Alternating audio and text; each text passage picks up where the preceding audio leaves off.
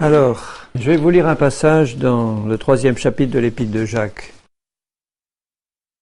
Il n'y a pas grand-chose dans la Bible écrit par Jacques. Une petite épître de 3 pages, mais qui dit des choses, de bonnes choses, puisque c'est la parole du Seigneur. Jacques était un homme d'un caractère bien trempé. C'était un homme qui avait une colonne vertébrale spirituelle solide et droite. Il n'y allait pas par 4 chemins pour dire la vérité. Il la disait telle que le Seigneur lui montrait. Donc au chapitre 3, je voulais commencer par vous lire à partir du verset 2. Nous bronchons tous de plusieurs manières. Si quelqu'un ne bronche pas en parole, c'est un homme parfait, capable de tenir tout son corps en bride. Si nous mettons le mors dans la bouche des chevaux pour qu'ils nous obéissent, nous dirigeons aussi leur corps tout entier. Voici même les navires qui sont si grands et que poussent des vents impétueux sont dirigés par un très petit gouvernail au gré du pilote. De même, la langue est un petit membre. Vous vous rappelez que le Seigneur dit « Offrez vos membres en sacrifice vivant au Seigneur ». Donc la langue en fait partie. C'est un petit membre. Et elle se vante de grandes choses. Voici comme un petit feu peut embraser une grande forêt. En fait, il suffit d'une allumette pour embraser une forêt tout entière.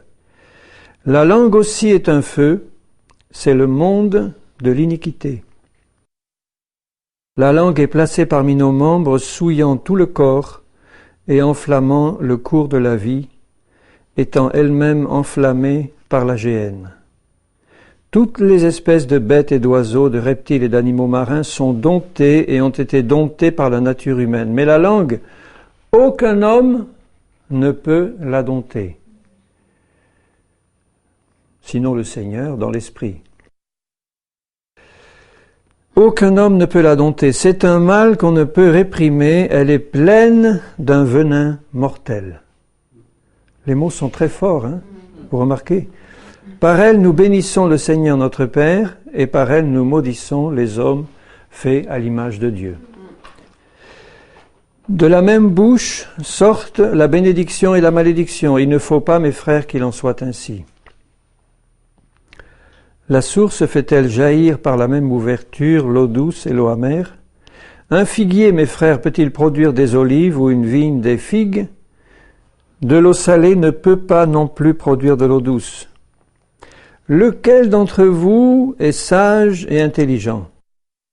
Qu'il montre ses œuvres par une bonne conduite, avec la douceur de la sagesse. Mais si vous avez dans votre cœur un zèle amer et un esprit de dispute, ne vous glorifiez pas et ne mentez pas contre la vérité. Cette sagesse n'est point celle qui vient d'en haut, mais elle est terrestre, charnelle, diabolique. Il met tous les 3 dans le même sac. Terrestre, charnel, diabolique. Notre chair est souillée par le péché. Elle est donc sous le contrôle de Satan. Et c'est la raison pour laquelle le Seigneur l'a crucifié à la croix. Quand lui est mort, nous sommes morts avec lui. Et quand il est ressuscité, nous sommes ressuscités avec lui. Donc toute la chair, la langue comprise, a été crucifiée en Christ et ne doit plus avoir le moindre contrôle sur nos vies. Mais je relis le verset 16. Là où il y a un zèle amer et un esprit de dispute, il y a du désordre et toutes sortes de mauvaises actions. La sagesse d'en haut est premièrement pure, ensuite pacifique, modérée, conciliante, pleine de miséricorde et de bons fruits, exempte de duplicité, d'hypocrisie. Le fruit de la justice est semé dans la paix, par ceux qui recherchent la paix. Alors je pourrais continuer à lire puisqu'il développe l'argumentation, mais déjà ce passage suffira à nous occuper pour cette soirée. Alors il y a quelque chose que le Seigneur veut régler une fois pour toutes dans nos vies, c'est le manque de contrôle de notre langue. La langue est pleine d'un venin mortel, sous-entendu bien sûr, quand elle est au service de quelqu'un qui n'a pas crucifié sa chair. Donc, de ceux du monde, quand on regarde l'effet que produit la langue dans le monde, je dirais presque que tous les malheurs du monde viennent de la langue. Parce que c'est de l'abondance du cœur, dit Jésus, que la bouche parle. Donc si le cœur de l'homme est plein de mauvaises pensées, de choses mauvaises qui viennent de la chair, qui n'a pas été régénérée, ça s'exprime en priorité par la langue. Ça s'exprime aussi par nos gestes mais en grande majorité par la langue. La langue est pleine d'un venin mortel. Mortel. Alors, ce qu'il dit là, nous devons bien nous en imprégner, parce qu'il dit bien que la langue, aucun homme ne peut la dompter. Donc, si vous essayez de dompter la langue par votre volonté, votre bonne éducation, vous n'y arriverez pas. Elle finira toujours par s'exprimer. Aucun homme ne peut la dompter. Donc, il ne faut pas chercher à dompter la langue, mais il faut chercher à vivre une vie crucifiée, où on ne bronchera plus en parole parce que c'est le signe de l'homme et de la femme parfait, parfaite. Je relis ce qu'il dit là, au verset 2. « Si quelqu'un ne bronche pas en parole, c'est un homme parfait, capable de tenir tout son corps en bride. » Ça veut dire que si tu as réussi à tenir ta langue en bride, ça veut dire que tu es capable de tenir tout le reste. C'est la clé qui va te permettre de voir si ta chair est réellement crucifiée. C'est la langue qui te le montrera. Si ta chair, elle est crucifiée en Christ, mais nous devons nous l'approprier. Nous devons le comprendre, nous devons recevoir la révélation par l'Esprit, et nous devons la vivre, cette révélation. Donc si nous vivons dans la foi à la parole de Dieu, qui nous dit que la chair a été crucifiée, nous allons pouvoir maîtriser la langue. On commence par apprendre à la maîtriser, et puis on y arrive à la fin parce que le Seigneur veut que nous la maîtrisions. Et au moment où nous sommes capables de maîtriser notre langue, c'est le signe clair pour nous que nous avons compris ce que c'est que la crucifixion de la chair. Parce que toute la chair s'exprime par la langue. Si la chair est crucifiée, rien de la chair ne va s'exprimer par la langue. Et à ce moment-là, qu'est-ce qui sortira de notre langue? Ce sont des oracles de Dieu, ce sont des paroles du Seigneur, ce sont des paroles spirituelles qui vont être apportées par l'Esprit qui nous dirige à ce moment-là. Une vie spirituelle, c'est une vie qui nous permet d'avoir une langue entièrement contrôlée. Quand je dis entièrement, c'est du 100%. C'est pas contrôlé 23 heures de la journée et puis ensuite on est seulement sous pression qu'on se garde 1 heure pour décompresser au niveau de la langue. De préférence en privé, parce qu'on va jamais le faire dans l'église, ça. Ou rarement en tout cas, sauf quand la pression est tellement forte qu'on n'y tient plus. Mais en général, on remarquera que notre vie spirituelle est bonne et que notre chair est crucifiée dans la partie la plus intime de notre vie personnelle. C'est quand nous sommes dans l'intimité de la famille, du couple, que nous pouvons voir si notre chair est crucifiée. Parce que si nous arrivons à maintenir la langue sous contrôle tant que nous sommes dans la vie publique, à l'extérieur ou dans l'église, ça ne sera pas un signe suffisant pour nous montrer que nous aurons atteint la perfection. Tandis que le vrai signe qui nous montrera que nous avons atteint la perfection, ça sera que nous aurons un contrôle sur la langue, pas de manière générale, mais dans notre vie personnelle la plus privée et intime. C'est-à-dire en particulier dans nos rapports de couple, dans nos rapports de famille, entre parents-enfants ou la famille proche. C'est là que nous pourrons voir si nous vivons une vie crucifiée et si la langue est vraiment sous le contrôle de l'esprit. Alors il est important que nous fassions un examen de conscience devant le Seigneur et puis que nous nous regardions à la lumière du Saint-Esprit, parce que Dieu n'est pas là pour nous enfoncer, Dieu est là pour nous édifier, Dieu est là pour nous permettre de sortir de certaines impasses ou d'avancer avec lui. Il veut que nous atteignions la stature parfaite de Christ à l'image de notre Seigneur. C'est lui qui va le faire en nous. Si nous sommes des femmes et des hommes de foi, qui vivons par la foi en ce que Dieu dit. Dieu dit qu'il a crucifié la chair à la croix, et il nous donne donc par sa parole et par la foi en sa parole le moyen de vivre une vie crucifiée, donc le moyen de contrôler parfaitement la langue. Honnêtement, est-ce que vous arrivez, bon je me pose la question aussi, mais est-ce que vous arrivez à ce contrôle permanent de la langue dans votre vie privée la plus intime? Je ne vous demande pas de lever la main ou de répondre, mais je vous demande de répondre dans votre cœur devant le Seigneur qui voit tout. Donc Dieu voit la manière dont nous vivons quand nous sommes en privé, en couple ou en famille. Il voit ça. Moi je ne le vois pas ou nous ne le voyons pas, mais lui le voit. Lui, c'est le témoin invisible de tout ce que nous disons. Et quand nous nous rappelons qu'il est là présent, quand nous commençons à laisser une langue débridée donner libre cours à la chair, est-ce que nous pouvons nous rendre compte de ce que le Seigneur et le Saint-Esprit ressentent à ce moment-là? Nous l'attristons. Le Saint-Esprit habite en nous. Il veut que nous marchions dans la sainteté, donc il va nous y aider. Il nous a tout donné en Christ pour pouvoir y arriver. Christ a tout accompli pour nous. Tout est accompli, il l'a dit à la croix. Tout est accompli. De son côté, il n'y a plus rien à faire. Son sacrifice à la croix, tout est accompli. Ensuite, il lui reste à manifester Christ en notre vie par le Saint-Esprit. Mais il ne peut le faire que parce qu'il a déjà tout accompli à la croix. Donc ça va vraiment dépendre de notre compréhension spirituelle de ces choses, parce que ce n'est pas par la volonté que nous allons arriver à dominer la langue, c'est par la foi en la parole de Dieu. Par la foi. Lisons dans l'épître de Paul aux Philippiens, le premier chapitre. C'est tellement important, bien-aimés, que nous puissions arriver à ce contrôle de la langue. C'est comme ça que nous allons être des lumières qui brillent.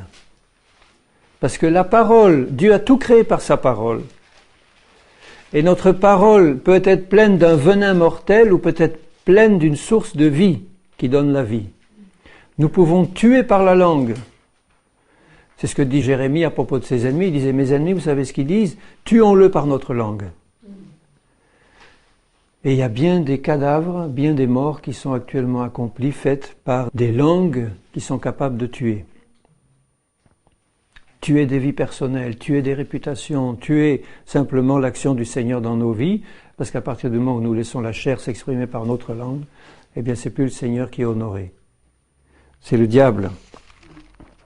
Dans Philippiens 1, il dit au verset 9, « Ce que je demande dans mes prières, je vous l'ai déjà lu, mais je le relirai encore, c'est que votre amour augmente de plus en plus en connaissance et en pleine intelligence pour le discernement des choses les meilleures. » Le contrôle de la langue fait partie des choses les meilleures que Dieu en réserve pour nous. Et vous voyez que ce contrôle de la langue va dépendre de notre discernement spirituel, de notre révélation spirituelle des choses d'en haut, et en particulier que notre amour augmente de plus en plus en connaissance et en pleine intelligence. Dieu veut que nous ayons un amour intelligent. Vous savez qu'il y a des amours stupides, spirituellement parlant. Un amour stupide, c'est un amour sentimental, un amour plutôt humain, un amour qui ne discerne pas les choses les meilleures, un amour qui n'a pas de colonne vertébrale, un amour qui n'ose pas dire la vérité en face, un amour qui fait des compromis avec les choses du Seigneur. Le Seigneur ne veut pas de cet amour-là dans notre cœur, il veut son amour à lui qui nous remplit de la parole du Seigneur. Pour le discernement des choses des meilleures, afin que vous soyez purs et irréprochables pour le jour de Christ, remplis du fruit de justice qui est par Jésus-Christ à la gloire et à la louange de Dieu. L'épître de Jacques que je viens de lire parlait de la pureté de l'eau qui sort de la source. Il dit de la même source ne peuvent pas sortir deux eaux différentes. Une eau pure, une eau salée ou une eau impure. Notre bouche est comme une source. Il faut que de cette source ne sorte qu'une eau pure qui vienne d'en haut.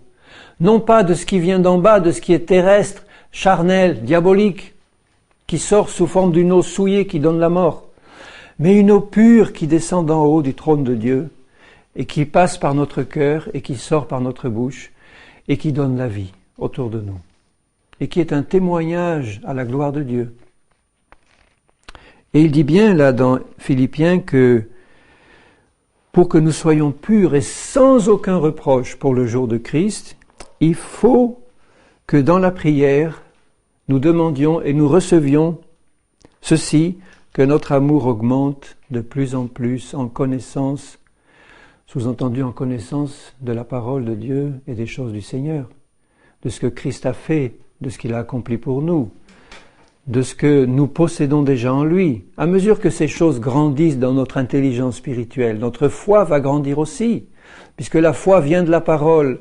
Plus nous allons comprendre ce que Christ a fait, plus notre foi va grandir et plus nous aurons une vie crucifiée parce qu'on aura compris ce que c'est que la chair mise à mort à la croix.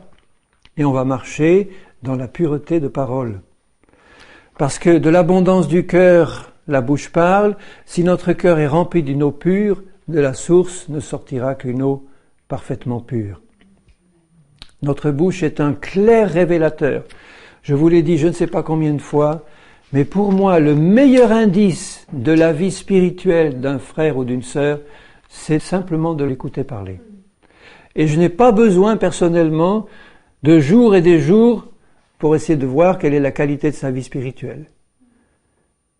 Il suffit que je l'écoute parler quelques minutes et immédiatement j'aurai un indice clair de la qualité de ce qu'il y a dans son cœur. Parce que de l'abondance du cœur, la bouche parle.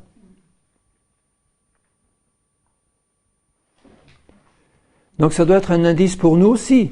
Si je m'écoute parler, je vais aussi comprendre quelle est la qualité de ce qu'il y a dans mon cœur.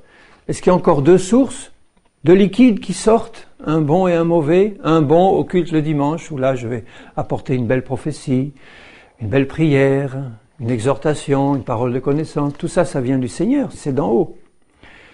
Et puis, rentrer chez moi, le robinet numéro 1 se ferme, le robinet 2 s'ouvre, et c'est le liquide amer, épouvantable, le poison mortel qui sort. Il ne faut pas, mes frères, qu'il en soit ainsi, il dit bien Jacques. Je n'ai aucune envie personnellement de tomber sous la correction et le jugement du Seigneur. Évidemment, je lui dirai merci Seigneur, si tu me corriges, tu corriges ce que tu aimes, tes enfants, tu les corriges. Mais je préfère 100 fois recevoir la révélation spirituelle, l'élargissement de ma connaissance spirituelle, un élargissement de la foi qui me permet de marcher droit pour éviter le châtiment. Évidemment, si le châtiment arrive, malgré tout, je dirai merci Seigneur, parce que encore une chose que je n'avais pas remarqué, puis tu me corriges pour m'ouvrir les yeux et me faire participer à ta sainteté. Mais la méthode que le Seigneur préfère, c'est pas la correction, c'est la révélation de la vérité. Parce qu'un père qui aime ses enfants, il va les corriger, mais ça lui fait quand même mal au cœur. Il va le faire parce qu'il faut le faire. Mais il préfère 100 fois voir son petit lui dire « Papa, j'ai compris, tiens, je le ferai plus, ça, d'accord, j'ai compris. Tu me l'as dit, ça suffit. » C'est merveilleux quand un enfant dit ça. « Papa, tu m'as dit ça, d'accord, c'est enregistré, je le ferai plus. » Formidable. Puis ça réjouit le cœur des parents. Mais s'il y a un rebelle et un têtu, là, on lui dit 10 fois, et puis il dit oui, oui, et puis il n'en fait rien à sa tête, et puis il recommence. À ce moment-là, la correction va venir.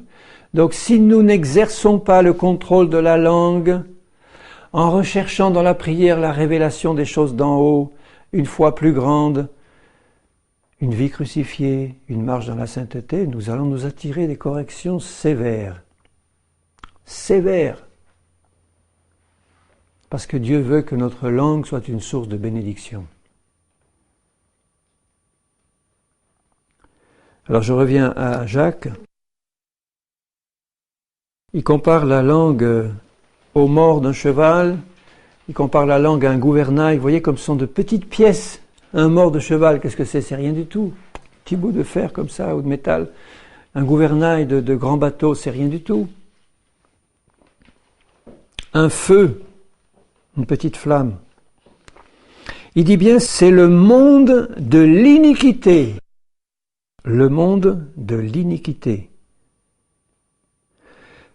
Au verset 6, la langue est placée parmi nos membres, souillant tout le corps. Vous voyez que chaque fois que j'utilise ma langue de manière charnelle, mon corps tout entier est souillé. Je suis en train de me souiller moi-même. Je souille aussi le corps de Christ. Même si je parle en privé qu'une seule personne m'entend, je souille tout le corps de Christ. Tout le corps est affecté par le mauvais comportement d'un seul, puisque nous sommes tous membres d'un même corps et membres les uns des autres. Donc, sans même que je le sache, si tu parles en privé à ta femme ou à ton mari ou à tes enfants d'une manière ordurière, tu es en train de te souiller toi-même et tu souilles tout le corps de Christ. C'est comme si tu utilisais le gouvernail de ton bateau pour te diriger vers les récifs. C'est comme si tu utilisais une allumette pour mettre le feu à la pinède un jour de grand vent. Elle est pleine d'un venin mortel. Alors moi, je suis vraiment attristé dans mon cœur de voir combien souvent dans nos vies, nous attachons peu d'importance au contrôle de notre langue. Pas un contrôle par la volonté, mais un contrôle par la recherche de la communion avec le Seigneur, et un contrôle par la purification de notre cœur pour que ce venin mortel soit remplacé par la source d'eau pure qui vient du Seigneur.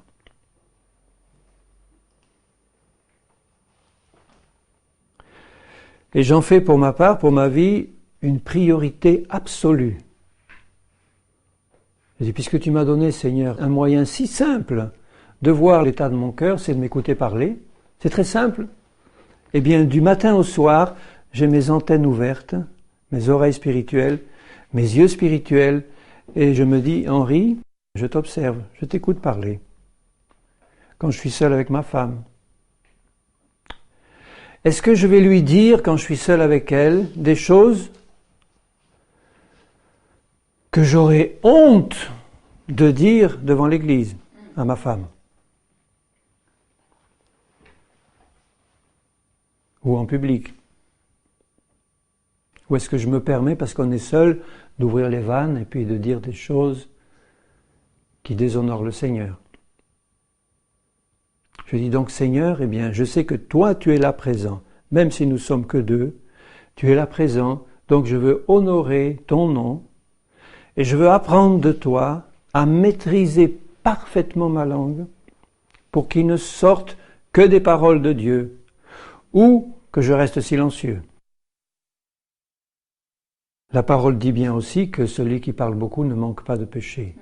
Dans le livre des Proverbes, c'est écrit. Celui qui parle beaucoup ne manque pas de péché. Donc si vous avez tendance à parler beaucoup, vous pouvez être sûr que vous péchez. Vous ne manquez pas de péché. C'est Dieu qui le dit, c'est pas moi. Et que même le fou qui se tait paraît sage. Donc vous avez un moyen bien simple de paraître sage, c'est de vous taire déjà. Mais pour ça, il faut déjà avoir compris un certain nombre de choses, parce que le fou ne peut pas se taire. Il est poussé par ce venin mortel qui le pousse à s'exprimer. Il y a un besoin de s'exprimer. Parfois, il faut parler parce qu'on a besoin de partager quelque chose. Mais je ne parle pas de ça, je parle de ce besoin de parler en permanence, constamment, où je peux être sûr que je tombe dans le péché. Donc il y a une priorité pour moi, la bien-aimée, il y a une priorité pour nous. De dire, Seigneur, j'ai conscience que tu veux ôter le péché de ma vie. Je ne connais pas le pourcentage, mais moi j'aurais tendance à dire que 90% des péchés s'expriment par la langue. Tout ce qu'il y a de mauvais dans le cœur de l'homme non régénéré ou de l'homme charnel s'exprime en priorité par la langue. Donc une grande partie de nos péchés s'exprime par la langue.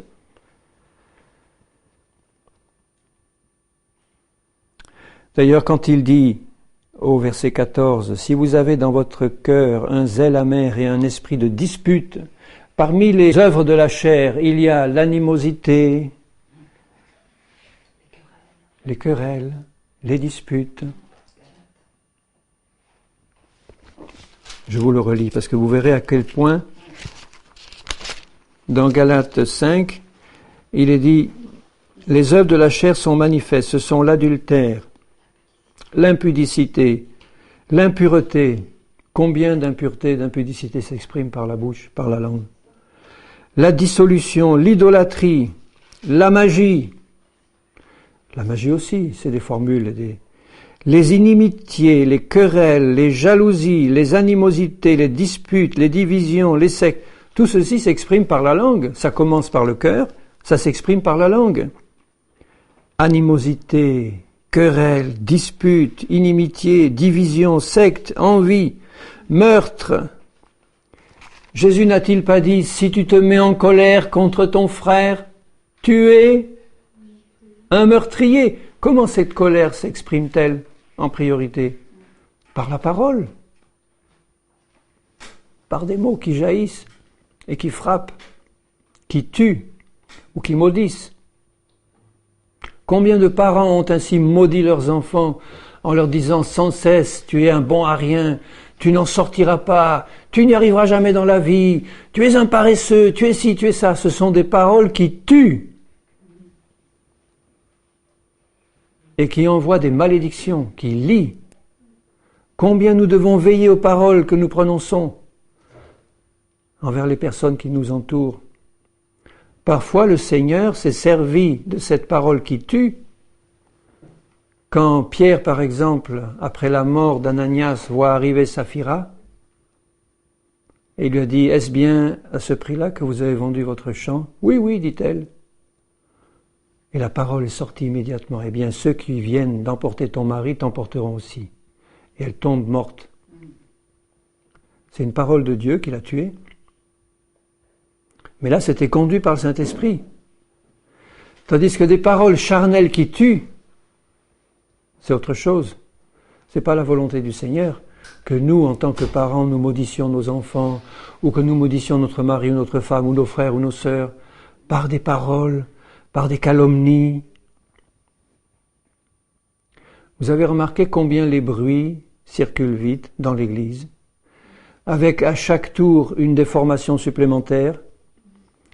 Et puis au bout de 2 ou 3 personnes, quand ça vous revient, c'est plus du tout, mais alors absolument plus du tout, ce que c'était au départ. D'où vient cette exagération ou cette transformation? Elle vient d'un cœur non crucifié, d'une chair qui s'exprime, qui détruit.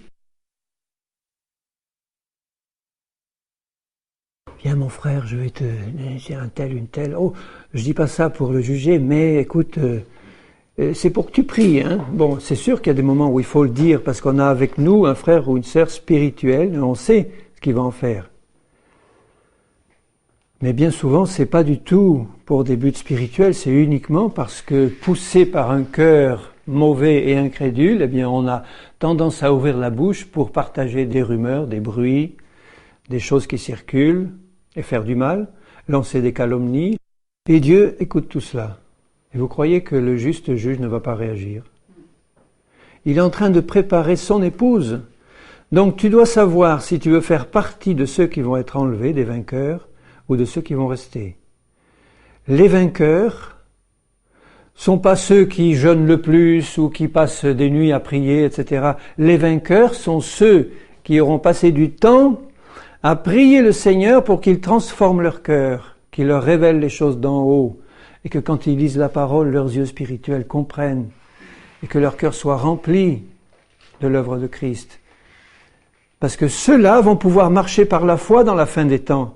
Vous savez que les ténèbres augmentent de plus en plus, le péché grandit. Ne vous attendez pas à un réveil mondial, je le dis et je le répète, mais est-ce qu'il y en a qui veulent me croire? Il n'y en aura pas. Les ténèbres vont grandir. La foi du plus grand nombre, l'amour du plus grand nombre vont diminuer. Jésus a dit, quand je reviendrai sur la terre, trouverai-je encore la foi? Et parce que l'iniquité s'accroîtra, l'amour du plus grand nombre diminuera. Comme il vient de dire là dans Éphésiens, priez pour que votre amour augmente en pleine intelligence. Et Jésus dit, dans la fin des temps, il va diminuer. Combien nous avons besoin de prier?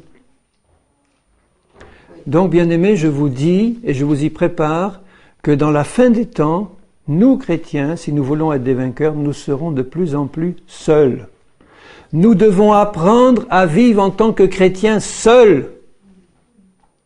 Nous serons de plus en plus isolés. Mettons à quelques-uns, peut-être un ou deux à certains endroits, 2 ou 3. Les autres vivront massivement dans le compromis. Ils liront la parole et disent oui, oh mais attention, il ne faut pas placer la barre trop haut, ou bien c'était du temps de Paul, mais maintenant, aujourd'hui, les choses ont changé. Ou bien on va prêcher la parole, mais on ne la met pas en pratique. Donc on va devenir de plus en plus seuls, et il faut que nous apprenions à vivre seuls, enfin pas de manière absolue, avec Jésus. Et lui, il mettra sur notre route des frères et des sœurs consacrés, comme nous, avec lesquels nous pourrons partager. Ça nous suffira. Dans la fin des temps, il ne faut pas s'attendre à plus. Vous croyez vraiment, je n'y crois pas du tout, que des églises de 500, 400, 100, 200, 300 personnes vont globalement et massivement marcher toutes dans l'esprit et dans l'obéissance parfaite? Non, jamais. Dans la fin des temps, c'est pas ça qui va se passer.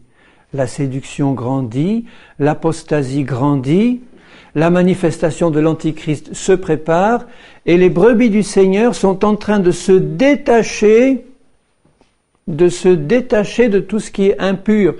Rappelez-vous ce que le Seigneur dit.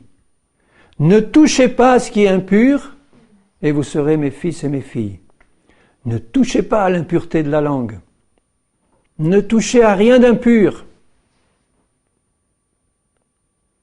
Et beaucoup de chrétiens aujourd'hui sont placés devant des choix difficiles. Est-ce qu'il faut que je reste dans cette église, dans cette dénomination? Regarde ce qui se passe, Seigneur, ce compromis qui se fait avec ta parole, ces choses qui entrent du monde, la foi qui diminue, la pureté qui s'en va. On tolère le péché de plus en plus. Et moi je vous dis que le Seigneur va parler à ses frères et ses sœurs pour leur dire « Va-t'en ». Sors de là avant que tu participes aux jugements qui vont tomber.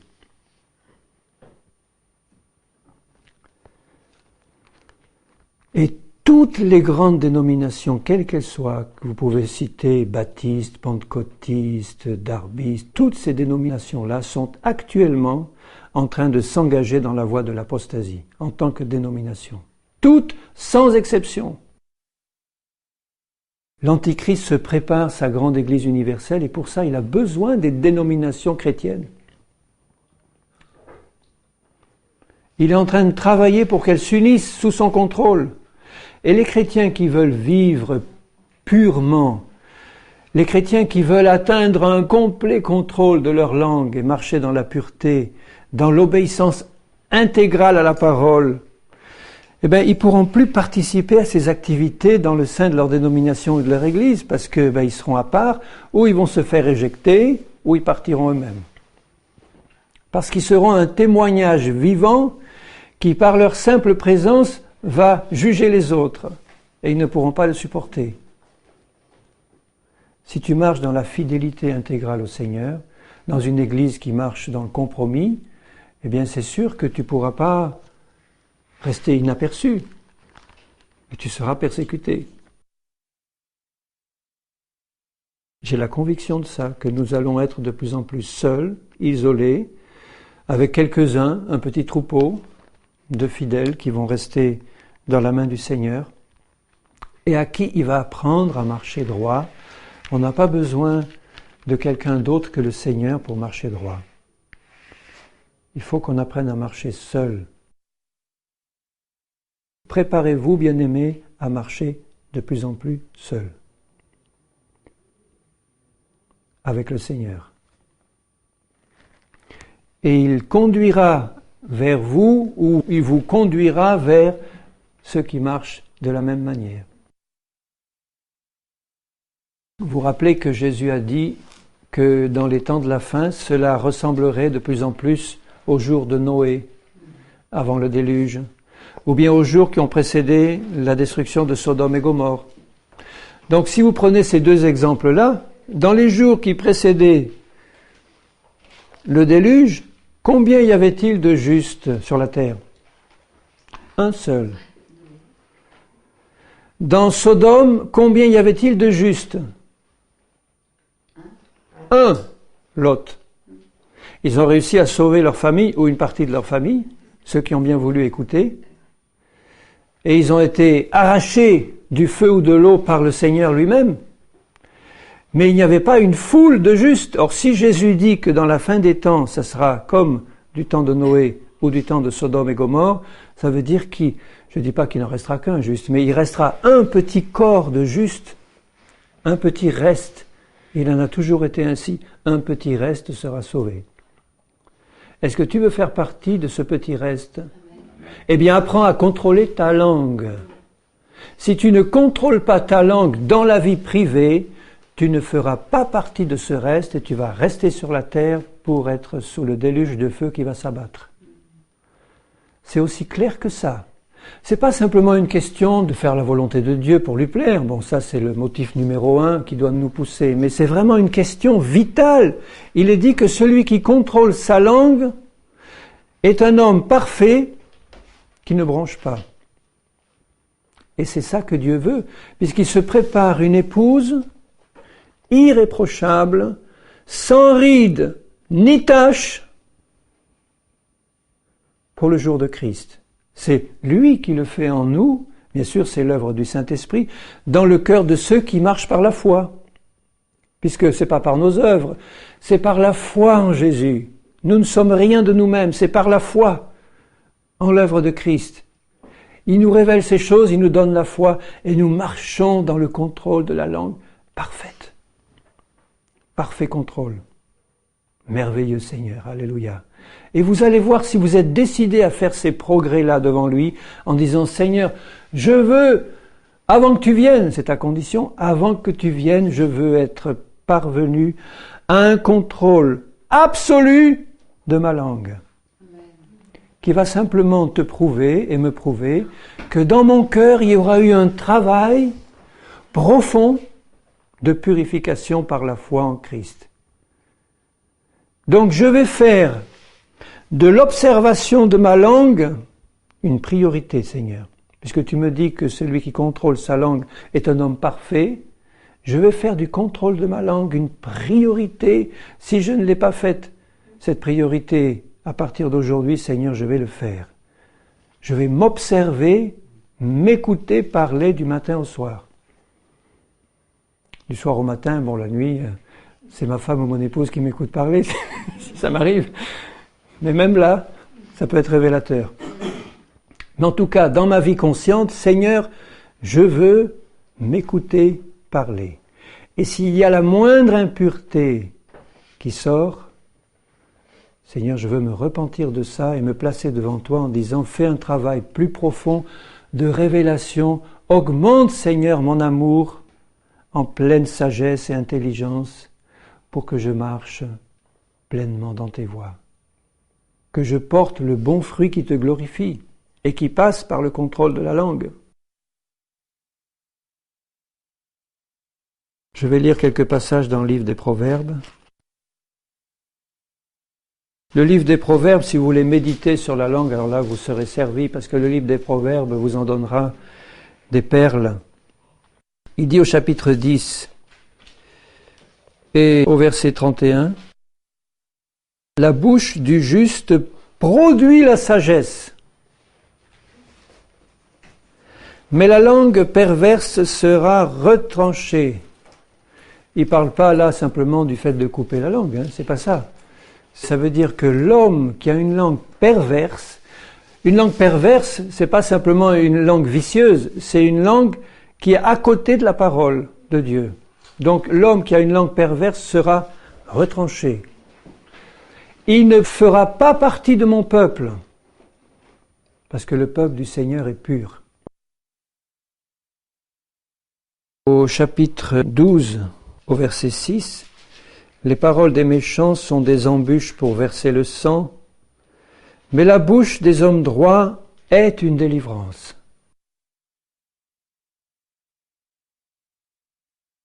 La bouche des hommes droits est une délivrance. Il y a tant de chrétiens qui courent après une délivrance, et là le Seigneur il dit,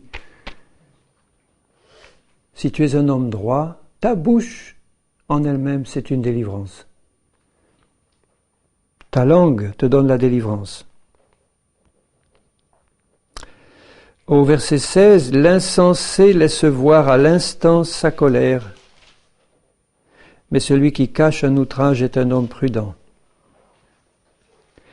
Celui qui dit la vérité proclame la justice et le faux témoin la tromperie. Tel qui parle légèrement blesse comme un glaive, mais la langue des sages apporte la guérison.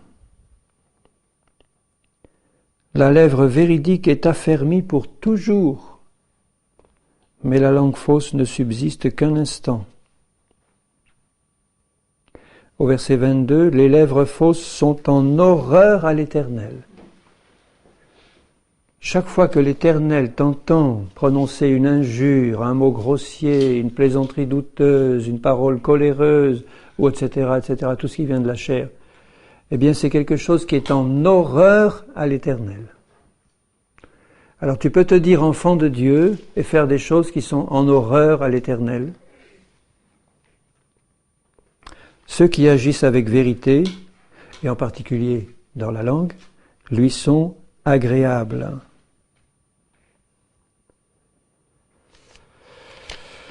Au chapitre 13 et au verset 2, par le fruit de la bouche, on jouit du bien. Et au verset 3, celui qui veille sur sa bouche garde son âme. Celui qui ouvre de grandes lèvres, celui qui parle beaucoup, court à sa perte. Si tu parles beaucoup, tu cours à ta perte. Tu te rends compte? Si je réalisais que je suis en train de courir à ma perte, est-ce que je ne vais pas m'arrêter? Il y a des chrétiens qui sont en train de courir à leur perte simplement parce qu'ils ne contrôlent pas leur langue. Ils courent tête baissée à leur perte. Au chapitre 15, une réponse douce, verset 1, calme la fureur. Une parole dure excite la colère.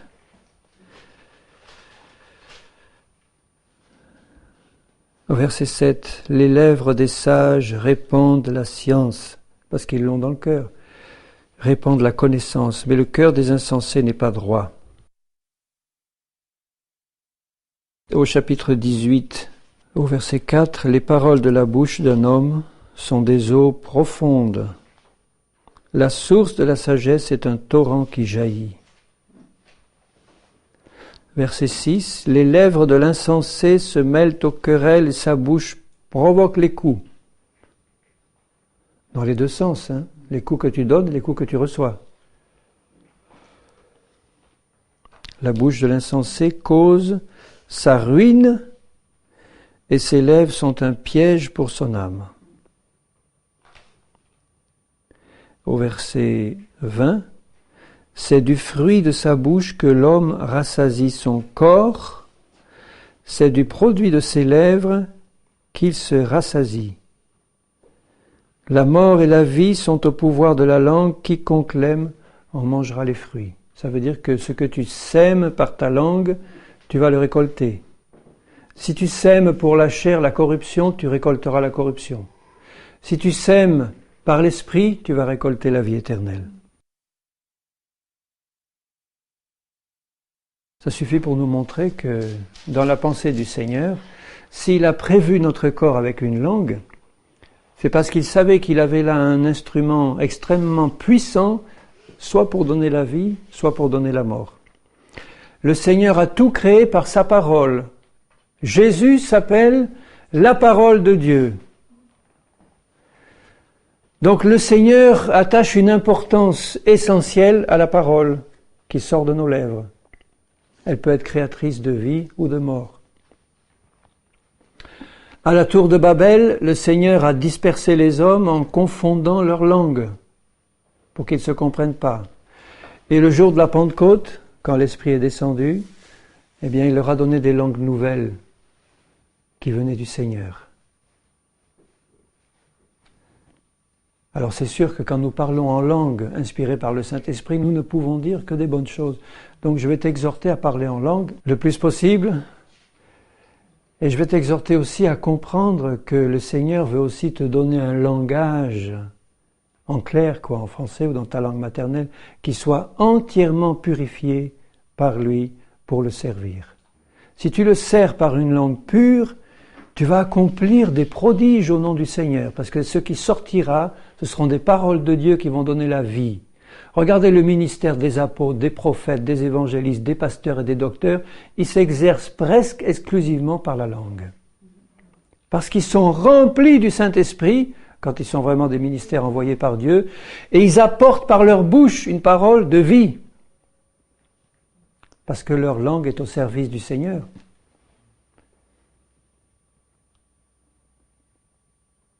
Il veut ça pour nous, bien-aimés. Il veut ça pour nous. À partir de maintenant, faites-en une priorité dans votre vie. Et vous verrez les fruits que vous allez récolter. Faites-le sans tarder. Repentons-nous des paroles impures, des paroles négligentes, des paroles mauvaises que nous pouvons prononcer ou que nous avons prononcées. Par tes paroles, tu seras jugé, ou par tes paroles, tu seras justifié, dit le Seigneur. Tu auras à rendre compte, dit Jésus, de toute parole vaine que tu prononces. Vaine, ça veut dire qui est en dehors de la volonté ou de la direction du Saint-Esprit. Et Jésus ira même jusqu'à dire, quand ils te saisiront pour te présenter devant leurs tribunaux ou leurs synagogues, eh bien, ne cherche même pas ce que tu auras à dire pour ta défense. Tout te sera donné par l'Esprit, et toutes les paroles que tu pourras prononcer te seront données par l'Esprit. Il faut arriver à cette situation-là, où notre cœur est tellement rempli du Seigneur et de foi dans sa parole qu'il suffit que nous ouvrions notre bouche pour qu'immédiatement le Saint-Esprit s'en serve pour apporter des paroles de Dieu, des paroles d'exhortation, de consolation, de miséricorde. Entre nous, nous en avons besoin. Dans nos foyers, nous en avons besoin. Dans nos relations personnelles d'hommes, de femmes, de parents, nous en avons besoin. Un besoin vital. Et les temps sont courts. Ne négligeons pas ce travail pour la gloire du Seigneur. À partir de ce jour, Seigneur, tu vas changer ces choses et tu vas me donner un plein contrôle sur ma langue. Seigneur, je te demande cette grâce pour chacun de nous, que de notre bouche il ne sorte maintenant qu'une eau pure, Seigneur. Pardonne toutes les fois où je me laisse aller, où je me suis laissé aller à des paroles vaines ou des paroles inutiles, ou des paroles qui n'étaient pas dans ton plan, ou des paroles qui ont fait mal et qui ont blessé. Seigneur, ouvre notre intelligence et augmente notre amour en pleine sagesse et intelligence.